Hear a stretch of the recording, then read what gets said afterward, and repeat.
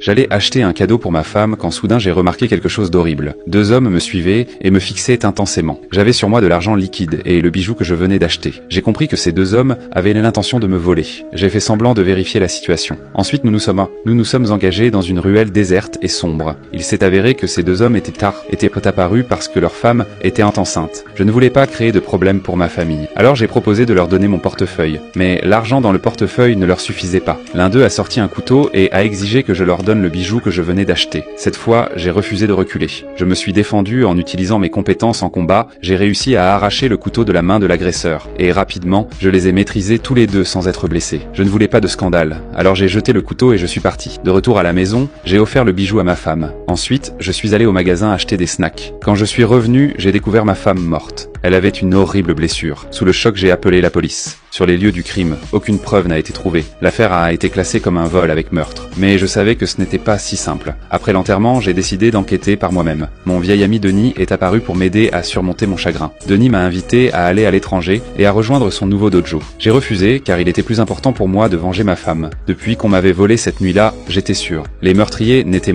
pas ces deux hommes. D'après leur style de combat et leur séquence d'action, j'ai déduit qu'ils appartenaient très probablement à un dojo très spécifique. Je me suis rendu au dojo pour enquêter. Les gens là-bas ne m'ont pas accepté et ont essayé de me chasser. Possédé par ma vengeance, je suis passé à l'attaque. Il s'est avéré qu'aucun d'entre eux n'était de taille à me rivaliser. Après la bagarre, j'ai maîtrisé tout le monde au dojo, mais je n'ai pas trouvé les deux hommes que je cherchais. J'ai interrogé l'un des membres du dojo, et j'ai appris que ces deux hommes étaient dans cette ruelle cette nuit-là. Cette même nuit, les suspects sont retournés dans la ruelle. Sans le savoir, ils signaient ainsi leur arrêt de mort. J'ai surgi soudainement des ténèbres. Ils sont tombés dans mon piège. Face à face avec les hommes qui avaient tué mon épouse, je n'ai pas montré de pitié. Je me suis vengé instantanément pour ma femme. Après cela, j'ai quitté ce lieu tragique. Je suis parti à l'étranger pour retrouver mon vieil ami Denis, qui y avait ouvert un dojo.